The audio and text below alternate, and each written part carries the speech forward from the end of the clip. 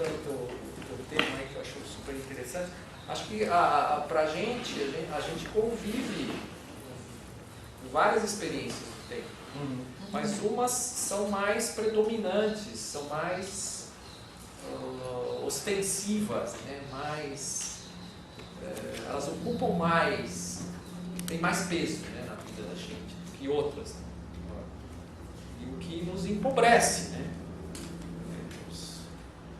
Essa perda de um tempo cíclico, esse tempo das pessoas que não estão, né, na produção, na ação, mas que é um tempo de rememoração, um tempo de elaboração dos crimes, que também estão, né? Como é que as coisas são transmitidas de geração para geração, né?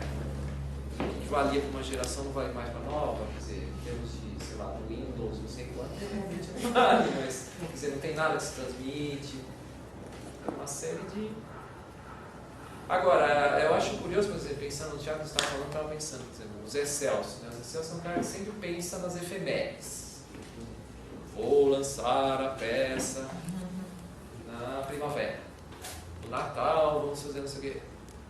Porque ele tem essa coisa meio da festa, né? Esse desejo desse teatro ritualístico, mais carnavalesco às vezes, mas esse tempo cíclico, para ele é uma referência importante. Ele gosta de dialogar com isso.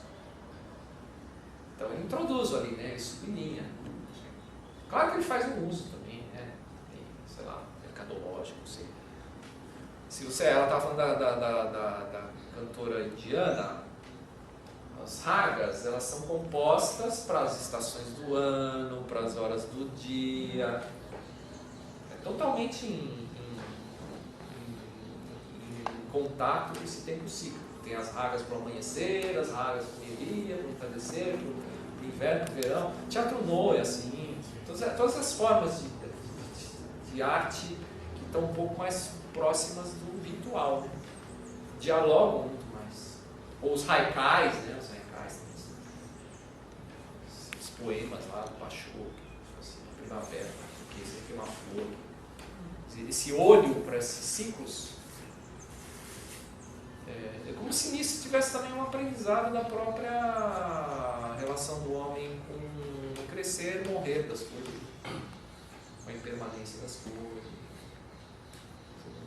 Você aprender esse tempo aqui, essa pulsação, né, essa respiração. Assim. Se é um tempo só do progresso, fica meio sem pulsação. Né? Isso tem a ver também com pensei agora na paisagem sonora, sabe? Sim. Depois da Revolução Industrial realmente mudou completamente. Uma floresta entrou uma motosserra, né? Então essa noção também do ouvir o tempo, né? De ouvir a relação com o tempo, mas ouvindo os sons do ambiente que mudou radicalmente. Sim. A gente pega essa noção também desse giro, dessa noção em São Paulo, por exemplo, a gente não tem céu direito, né? A gente está sempre com um pedaço de céu, tem sempre muito prédio. A gente não vê a lua quase. E eu ia até falar mais pra frente aqui, mas já vou... Coisa do John Cage, né? Assim, ele fala assim, não, que a música, né, ocidental tem que injetar umas doses de silêncio nela, que ela preenche muito, né? Uhum. É um pouco, de novo, a ideia do preenchimento, né? Que a arte que você faz, o entretenimento que você faz, é muito preenchido às vezes, muito estímulo para os sentidos.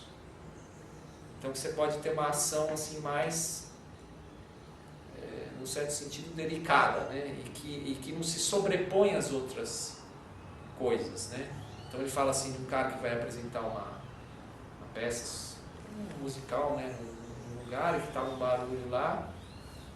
E daí depois as pessoas estão conversando, um cara fala, mas eu não ouvi direito por causa do barulho, não sei o que. Ele falou, não, mas a minha música não era para você deixar de ouvir o barulho. Era para conversar com o que estava acontecendo em termos de outros sons. Entende? Quer dizer, não é uma música que se sobrepõe a todo o resto. E ele dá o exemplo do vitral. Ele fala assim, o vitral, quer dizer, ele deixa a luz atravessar, você vê a luz através dele. Então você pode fazer uma música que ela não vai se sobrepor aos outros sons, mas você vai ouvir melhor os outros sons. Entende? Então, isso a gente já está falando de estratégias, né? De lidar com essa compulsão do consumidor, né, de hoje, de estar sempre se... Porque a pessoa... Você lembra o Paul Virilio, né? Você tinha falado? O Paul Virilio, aquele autor? Acho que o... Ah, sim, o Paul Virilio, sim. Que, então, ele fala muito disso, né? Desse homem super excitado. Ele precisa sempre de muitos estímulos, senão ele fica meio... Nada ele satisfaz. ele está sempre... Então ele lida mal com os vácuos. Mas aí a percepção fica grosseira. É o consumismo, né? Você, vou para a academia e tal, né? Vai lá, faz totalmente uma coisa que não tem realmente uma relação com o seu desenvolvimento, de fato. É o mundo do consumismo. Se eu tinha te interrompido, né? Você ia falar? Era isso que eu ia falar. Eu acho que vai um pouco além do consumismo também, essa questão. Fiquei pensando assim, o Ciro Marcondes Filho, a gente conversou com ele, Sim. E no livro dele ele fala de que o conceito horror-vácuo, sei lá, horror ao vácuo, ao vazio, perdão, horror ao vazio, é um conceito que o homem que surge na filosofia, sei lá, no pensamento humano, ali já na Renascença, já uma coisa antiga, sabe? Acho que tem a ver mais com a natureza mesmo humana, então essa sensação, sabe? Que vai além do... Sim. Aqui é um pouco aquilo que eu falei do que não era só capitalismo. Assim, Mas, quer dizer, eu acho que tem culturas, tem sociedades que lidam melhor com isso e lidam muito bem com isso e fazem disso uma potência. De modo que a experiência do silêncio, sei lá, você pega alguns místicos, sei lá. A experiência do silêncio é um tipo de êxtase, né? Um tipo de experiência de liberdade, de experiência de Deus fala no silêncio, né? Da cruz, então, eles descobrem não esse vazio que é o nada que afunda, não é isso, do niilismo, o vazio do niilismo. Esse vazio que te transporta para uma percepção das coisas assim, livre, né? Você não está sob compulsões. Então tem culturas que souberam não experimentar o vazio só com horror. Entende? Ou experimentar outra coisa. Mas sabe o que eu tenho a impressão? Assim, vou dar um salto, talvez. Porque a gente começa a falar da cidade, onde a gente começa a anular, talvez, os ciclos, não ver, né? E talvez essa sociedade contemporânea, onde a gente cada vez vê menos a nossa própria morte. Então, a gente estava brincando, né? Que a gente vai se tocando, vai tentando anular a morte. Só que se a gente for pensar nessas, por exemplo, Teatro Nu, ou todas as civilizações onde a relação com a morte, com a finitude, ela não se esgota aí, né? Se você pensar nos indígenas que veem o morto como um ser que aparecerá, que não pode ser nomeado, porque ele ainda está de alguma maneira. Eu não sei, eu estou viajando que estou viajando de fato. Essa coisa de... Então a gente precisa anular a compreensão do ciclo, porque não tem nada. A gente talvez, né? O medo da mortalidade, o medo desse... Entende? Então ocupa muito para não... Porque a gente não tem nada, né? A gente não é como a dança dos mortos, você não vai... Eu ponho a comidinha, dia dos mortos, para eu que vou morrer também, para o que já morreu. Então aí a gente anula mesmo, é um recurso. Não vamos pensar que esse tempo, vamos ocupá-lo, não tem vazio, não sei. Agora eu peguei onde você... Sei lá, eu tô... Tava... Porque assim, ó... Me acordou isso. Tem uma coisa do Heidegger que é super interessante, tem um Chancery Take. Comecei, mas... Esse livro eu consegui, porque fiz fiz um estudo lá com um filósofo que é difícil, né? São coisas que você precisa de alguém mas ele tem uma ideia muito bonita, assim, que é o seguinte, quer dizer, as pessoas estão aí lançadas no mundo, tá vendo todo aquele vocabulário dele, né? O ser lançado no mundo, não sei o quê, o estar no mundo, e você tem muitos projetos, possibilidades e tal. Mas tem uma possibilidade que caracteriza o ser humano, que é diferente de todas as outras. De possibilidade de fazer coisas, possibilidade de fazer, né, de agir no mundo, tal. Mas tem uma possibilidade que é a possibilidade de você não mais estar aqui. Que não é exatamente a morte lá que vai acontecer lá na frente, mas é uma possibilidade com a qual você sempre convive. Né? Não é a morte no sentido concreto lá. Mas é uma das possibilidades que você tem. E ele fala que assim, na maior parte das vezes a gente está escapando de se relacionar com essa possibilidade. A gente se relaciona com as outras possibilidades no modo da fuga desta. Esta ela fica meio apagadinha, meio na negação. Mas, vai dizer ele, é muito importante que você abra um espaço para você se relacionar com isso. E a primeira afeto, né, que vai surgir nessa relação é chamada de angústia. Tem que passar por uma angústia. E angústia é diferente de medo.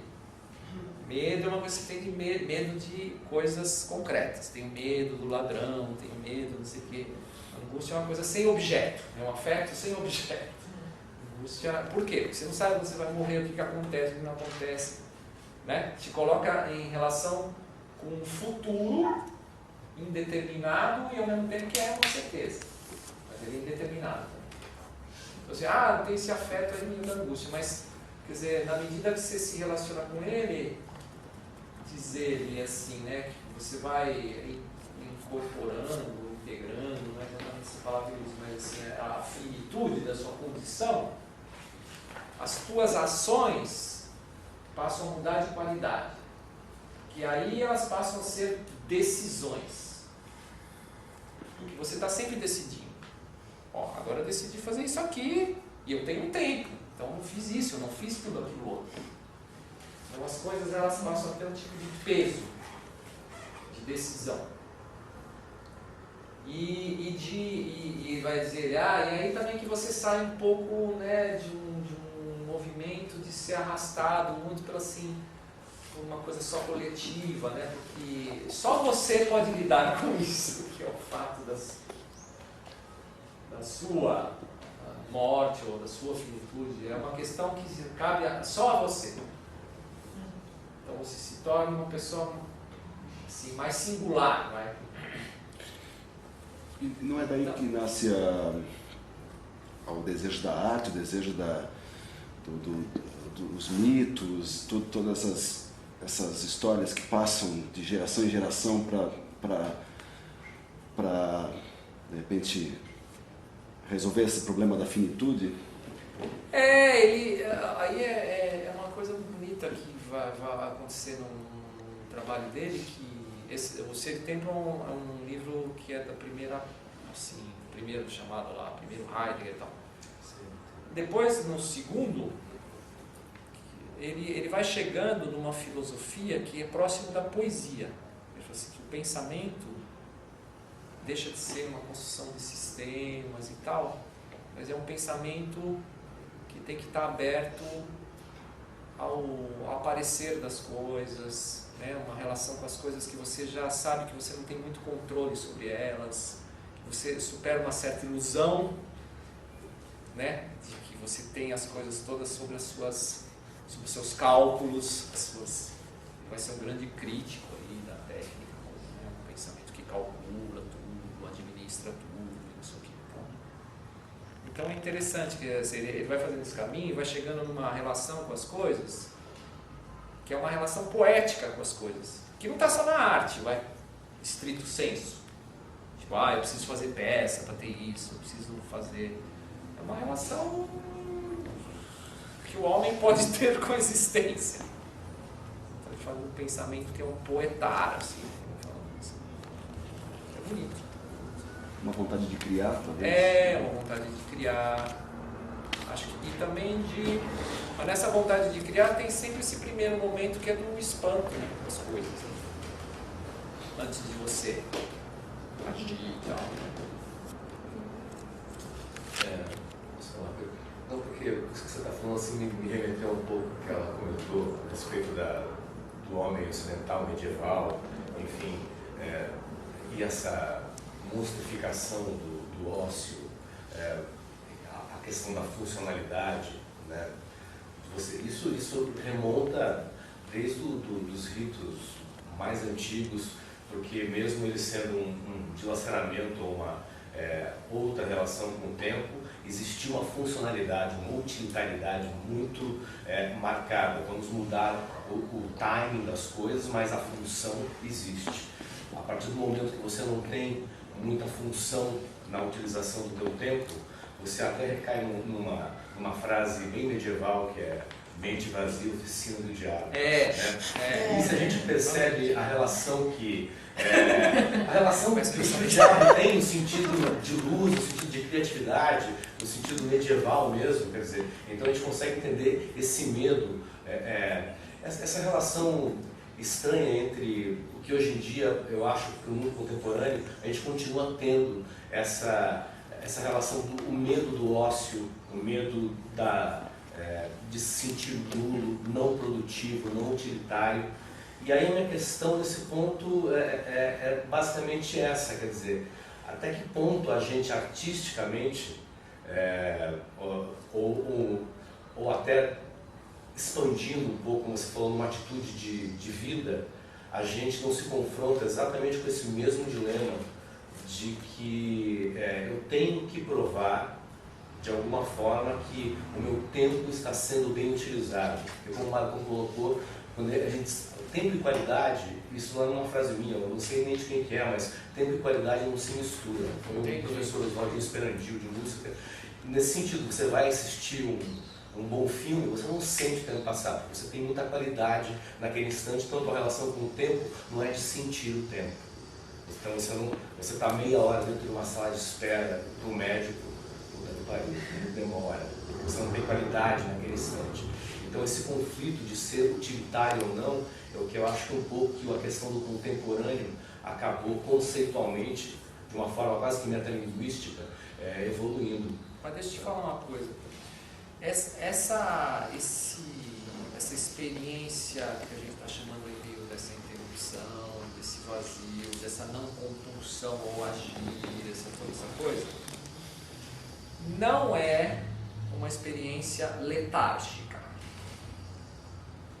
Esse letárgico seria um vazio que vai meio pro nada. Uma ausência de sensação. É um nada meio niilista, assim, um nada que ele não abandono, um abandono, um torpor.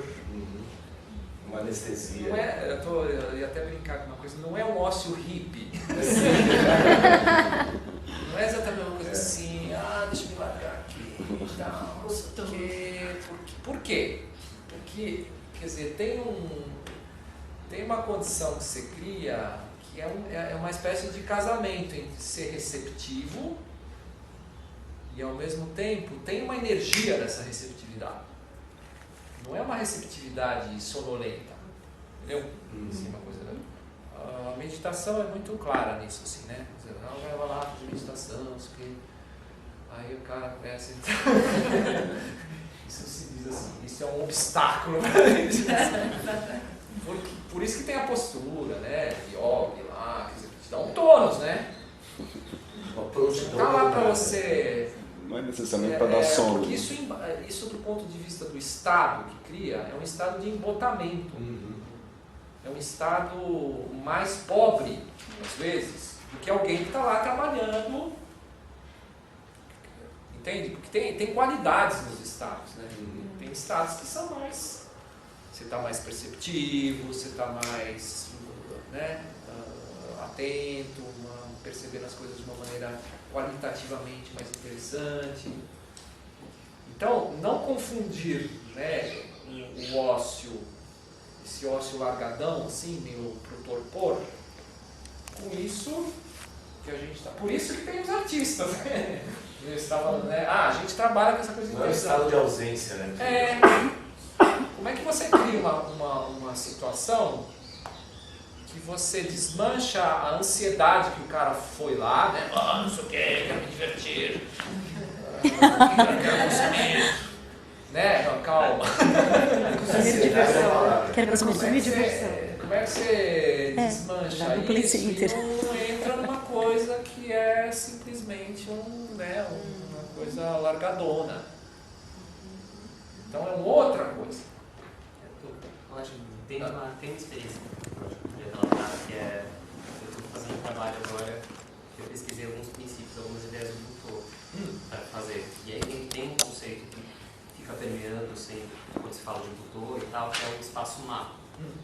E eu li muita coisa do espaço má, vi umas coisas com a Mitico, e achei muito interessante, mas essa parte daquilo é bastante inacessível, porque parece que já está no olhar e na cultura dele, né? De uma forma que é muito Mitico até brinca, que se você perguntar para o japonês o que é má, ele vai fazer assim, mas o má é tão óbvio, e não vai saber explicar, porque é tão óbvio, mas é tão óbvio que é difícil conceituar.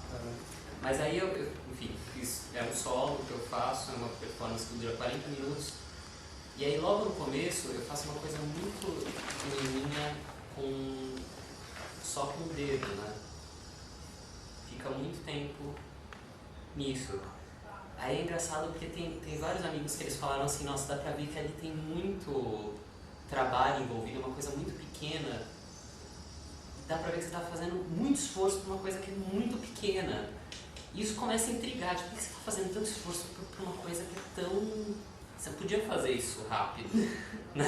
Mas você faz isso com uma demora. E todos eles... É engraçado, porque depois, como eu trabalho que eu tô meio no escuro, você sabe o que eu estou fazendo, eu sempre converso com o pessoal depois. Todo mundo fala que é assim, nossa, a gente vê aquela coisa lenta acontecendo, isso vai demorar uma eternidade. Quando é que eu vou sair daqui? Ele vai ficar nisso quanto tempo? Vai dar uns 10 minutos? Aí as pessoas sempre falam mas tem um momento que você fala, tá bom, é lento, então vamos lá.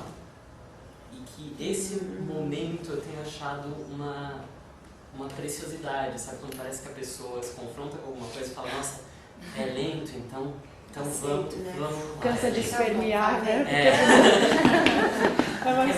Eu acho engraçado porque isso é entrega. Tem umas pessoas que não gostam, falam, não, acho difícil, acho para iniciados e tal.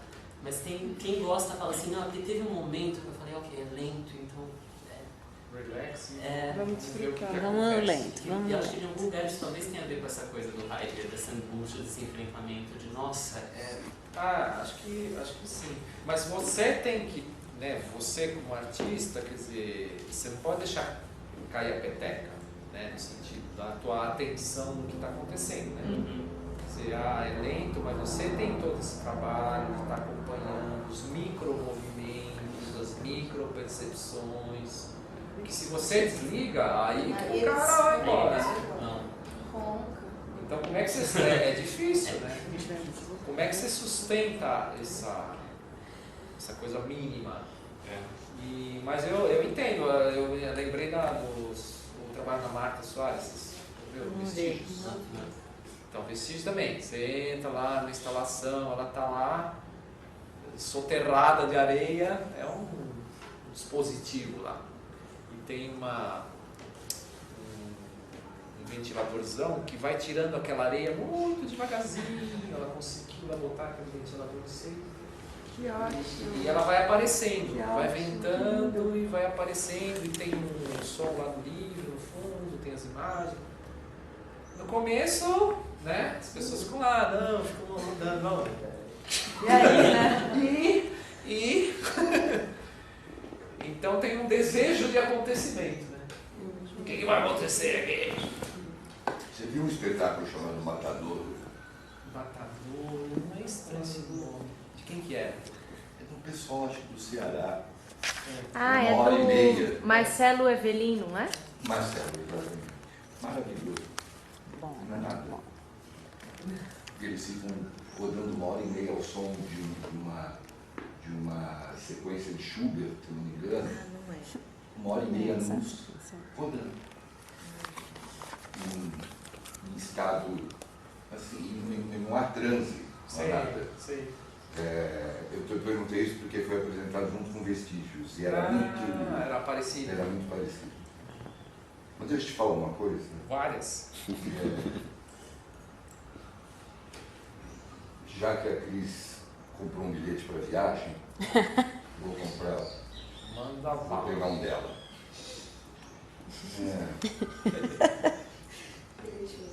Vamos considerar que o contemporâneo, isso é uma ideia um pouco vagando. Vamos considerar que o contemporâneo, assim, o contemporâneo está atrás de você escurecido. Ali a gente tem o passado e aqui tem um devir.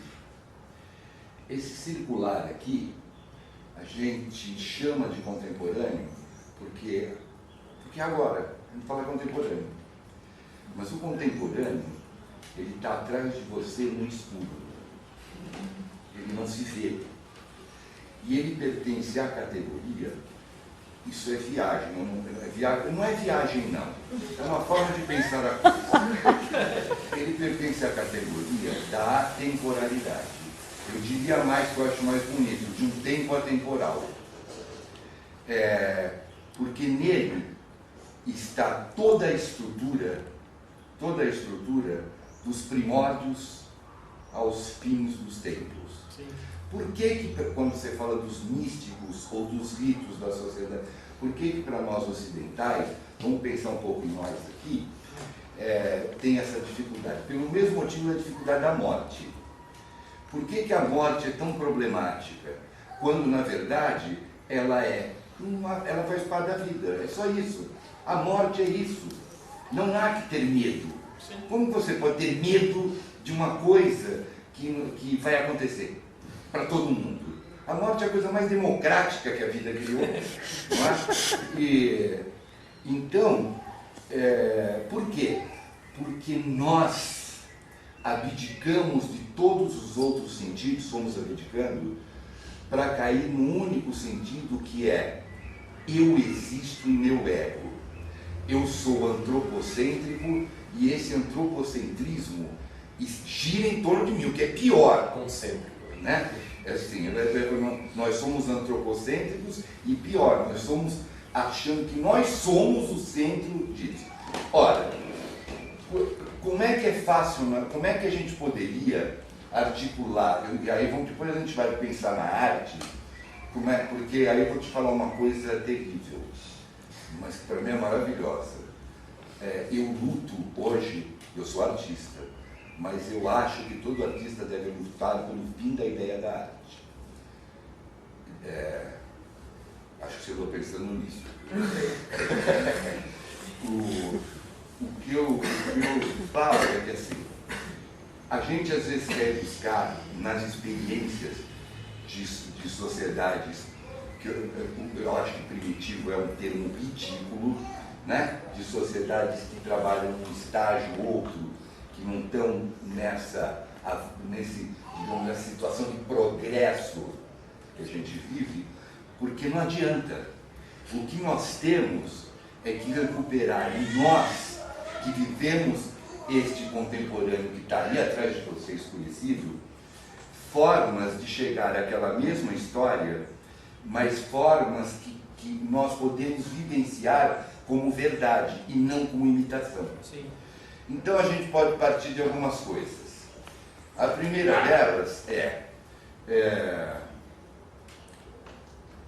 eu vou te falar umas coisas, porque umas coisas que a gente está trabalhando agora. Sim. O ego é uma ficção. O ego é uma organização de você mesmo, mas que dentro dessa organização existe um sistema muito maior, e esse sistema muito maior, inclusive esse eu que está lá dentro, está nessa valise do tempo atemporal, que está aí atrás, que é esse resíduo todo, é impressionante como nós vemos experiências fora da realidade do senso comum e a gente não percebe nada fora da realidade do senso comum. Por exemplo, toda vez que você olha para o céu, você vê passado. Você acha também no presente, você vê passado. E vê passado de milhões de anos. Milhões de anos atrás. Às vezes você está vendo uma luz que foi emitida há milhões de anos atrás e essa emissão nem existe mais. Mas ela está lá, porque ela está nessa valise. Portanto, a morte, se você perder essa noção do ego, você começa a criar uma coisa que é assim, primeiro, vai uma coisa chamada Rubens, que se chamou Rubens, mas um monte de tudo que me compôs circulará e vai lá para trás daquele lugar escuro pertencer a este tempo atemporal. Uma inteligência coletiva, em vez de inteligências individuais e particulares que vendem para o outro e, portanto, colocam o outro no lugar de espectador, não. Quando eu falo do fim da arte, significa assim, todo mundo que está aqui é artista, mas a Cida que está lá também é. É que a gente não informa, não permitiu mais que esta poética, porque eu gostei muito quando você disse assim, o Heidegger chega no momento em que a filosofia dele vira poesia, porque isso não é uma atribuição de artista só, é do ser humano. A poética e a arte é uma linguagem inerente ao ser humano. Inclusive, esses ritos primitivos e esses silêncios, e lá de trás, usei o primitivo, puta que pariu, não tem nada de primitivo, lá de trás, elas são uma tradução de algo que não foi composto por linguagens que se estabelece e que, portanto, estão na categoria do poético. Elas estão vivendo na categoria do poético. Nós que fomos perdendo isso, por esta linha de tempo do progresso, né? Aí você falou assim, a gente trabalha com tecnologia. Usando um termo bem coisa, assim, nenhum de nós é apaixonado por tecnologia como traquitana de fazer coisas. Mas por uma questão que é assim, eu acho que para o ocidental, o cérebro cansou, o cérebro que nos digamos assim, constrói como um ser, como um indivíduo, mas que tem milhões de outras coisas ali, que está conectado em vários outros lugares sensíveis e que não dizem respeito ao eu, ele cansou, chegou um tempo, acho que é até evolutivo, e cansou desse marasmo social em que a gente vive, uma época basicamente medíocre de lutas intestinas, quando você olha de longe e fala Deus me livre, em que estágio, né? Às vezes eu acho que a civilização usa TACAP eletrônico, na verdade, entendeu? Porque é barbárica ainda a história toda. Porém, ele cansou disso e criou um simulacro. Os simulacros são as redes e o próprio computador, que quando Peter estava aqui mesmo falou assim, a origem disso mudou a coisa toda. Por um outro lado, bom ou mal vai coexistir sempre. Então vamos tirar o conceito de bom ou mal. Uma outra história. O que ele fez com isso? Falou assim, gente, olha, primeiro me mapeia e parem de se valorizar tanto como indivíduos que constroem o mundo, são sempre, não são. Nós, por exemplo, a humanidade, se eu li outro dia, achei lindo. A humanidade não é a reunião dos homens, a humanidade é tudo. Somos nós dentro dela e por causa da palavra humano, porque é só uma nominação, porque nós, como seres conscientes, conseguimos ter consciência das coisas. Mas as coisas existem por si. Quando o Lars von Trier, no Melancolia, faz a menina dizer assim, se a gente se apagar, o universo não vai sentir a mínima falta. E não vai. A única falta que ele vai sentir é de alguém que fique pensando o que ele é. Porque ele só é. Toda essa configuração nova, só para acabar com a história da tecnologia, então o que acontece? Ele fala assim, gente, a coisa é muito mais complexa e interessante. Em vez de vocês se apegarem a ideologias ou questões, assim, o que eu quero é me ligar. O que eu quero é ser rizoma. O que eu quero, mas para ser isso e para fazer isso tudo, nós precisamos abandonar um pouco essa concepção de centro, essa concepção de coisa. A primeira jeito de abandonar é cagar e andar para a morte. Qual é o problema? É um evento no tempo. Você é um evento no tempo. A morte é o fim desse evento no tempo. Mas esse evento permanece nas coisas. O Demócrito, grego, lá da coisa, que é Demócrito, falou assim, nós somos átomos, espaços vazios e opiniões. Sim. Entende? Agora, como que a arte, isso a gente vem pensando e não tem resposta nenhuma, graças a Deus. Entende? Porque não se procura resposta, mas assim, como que a arte pode se articular dentro desse possível contemporâneo que está atrás de nós escurecido e que de alguma forma eu tento enunciar aqui, entende? E que foge dessa questão, por exemplo, qual é meu público? É nenhum. Qual é meu igual, onde eu me conecto e articulo relações estéticas pegas nesse baú da temporalidade e vejo como é que a gente pode trabalhar esse viver junto. Entende? Nessa densidade poética. É uma viagem do cacete. Mas eu não vou falar, eu falo isso porque o Peter falou de uma coisa desses cones. Ele deu a ideia de como você pode trabalhar com qualquer ideia desse tipo, que é onde se reside esse material todo que persiste, entendeu? Persiste nesse... A física tem o Einstein, com a física relativista e mesmo a mecânica quântica, eles têm uma coisa interessante que é esse espaço-tempo. O espaço-tempo te remete a outras questões bastante interessantes, como dobras no tempo, como coisas desse tipo. Portanto, a minha questão aqui para todo mundo, para que eu possa sair um pouco da minha angústia heideggeriana, porque o Heidegger fala um negócio que eu adoro. Ele fala assim, se você tem uma angústia, você tem duas opções, sucumba ela ou a viva e a recicle. Né? Eu prefiro viver e reciclar essa angústia. Então é saber como que a gente pode constituir esse espaço que não tem espaço, esse tempo que não tem tempo, esse ser que não é um ser central, mas que vive imerso nessa história toda de uma forma da arte. Nem falo mais do teatro, para a gente nem enlatar. Eu queria só retomar uma coisa que já tinha surgido na tua fala e que você retomou agora, que eu não tinha completado, assim, né, quando eu falei da história da finitude e tudo. Que eu acho que essa história toda do Heidegger, finitude, lidar com a sua finitude e tal, opa, finitude é diferente de impermanência. Claro.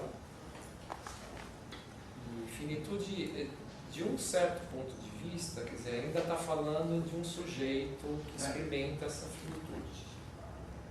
Né? Quando você fala que é impermanente, por isso que na tua fala tinha, né? Ah, mas o homem ocidental tem uma verdade, morreu, não é que nem lá o índio que, sei lá, a morte é um momento ali de uma outra trama que é maior e tal, né? Então, é claro que esse discurso do Heidegger é um discurso ocidental. Essa angústia da finitude, quem que tem angústia da finitude? É um sujeito lá, blá, blá. Agora, eu acho, bom, eu tenho aí essa coisa do desenvolvimento do budismo, a prática, tudo. Impermanência já está no outro grau, a apreensão à impermanência já está no outro grau, você já não está experimentando desse ponto de vista. Mas eu não acho que esse salto seja tão fácil. Essa coisa de que você não está nem aí com a morte, não sei, por exemplo, você fica doente, você, né, sofre uma coisa assim, uma perda. Nessas horas é que a gente vai ver o nosso grau. Mas ó, o nosso grau peraí, agora eu vou acabar. Nosso grau de desprendimento, né? Então, eu acho que tem uma construção. Acho que tem uma construção, tem um certo trajeto para você chegar nisso que você está falando, né? Dessa apreensão que é liberada do ego. Toda a questão budista, da prática budista, tem a ver com ultrapassar a ilusão do eu. Tudo está articulado em cima disso. Agora, isso é um tipo de realização, em termos de experiência, nossa, que é uma arte das mais sofisticadas, assim, e é um trabalho de uma vida toda, né? Então, eu só acho que a gente tem que ser, assim, bem realista, assim, bem pé no chão, no sentido de como é que a gente vai lidando com essas situações concretas que a gente passa, em que a gente perde coisas, em que a gente se sente ameaçado no sentido do próprio corpo. Será que eu estou tão lá em cima que eu já estou assim? Não sei, acho que às vezes está, pode ser que esteja. Mas eu acho que a gente tem também que ter uma certa... Você sabe que eu não acho que é estar lá em cima ou estar lá embaixo. É uma outra forma de se viver o que é o humano. É uma outra forma. Mas eu não acho não que é um seja estágio só uma superior. forma de ver. Entendeu? Tudo bem. Então vamos melhorar. É uma outra forma de sentir o humano. Né? E quanto ao ficar doente, se eu ficar doente agora, eu vou lutar até o último momento pela minha vida. Sim. Entende o que eu te digo? O que eu digo só é que assim, é finita. Tem. Todos nós vamos querer viver o máximo possível, mas ela é finita. E por exemplo, quando alguém morre, na cultura ocidental, toda a cultura da fantasmagoria e de tudo, é ver o sujeito que morreu. Nunca é ver outra coisa, né? Isso acho que não importa muito. Mas o que eu te digo eu não acho nem que é estágio superior ou inferior. Eu acho que até com exercício, mesmo que isso tudo que eu te fale, daqui a 10 anos, resulte num... Olha, tudo que se pensava naquela época, não é... A gente viu outra... Não importa. É a arte articular pensamento que te desequilibre nas certezas que você tem. Que te arremesse para um outro lugar onde você você não tira os pés do chão, você tira o chão dos pés da pessoa. É o inverso da Ivete Sangalo. Entendeu?